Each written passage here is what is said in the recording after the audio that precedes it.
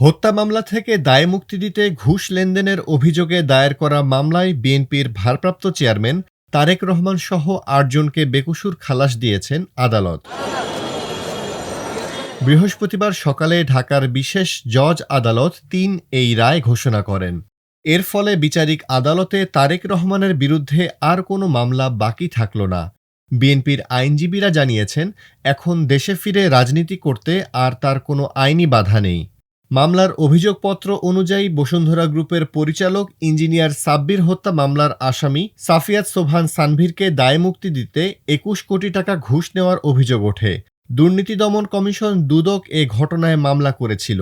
বিএনপির আইনজীবী বোরহান উদ্দিন গণমাধ্যমকে জানান, দুদক আসামিদের বিরুদ্ধে কোনো সাক্ষ্য প্রমাণ উপস্থাপন করতে পারেনি। ফলে আদালত তারেক রহমান সহ সব আসামিকে খালাস দেন।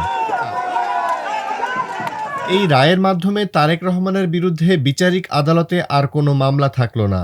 ২০০৮ সালের সেপ্টেম্বরে চিকিৎসার জন্য লন্ডনে যান তারেক রহমান। তারপর থেকে সেখানেই অবস্থান করছেন বিএনপির ভারপ্রাপ্ত চেয়ারম্যান।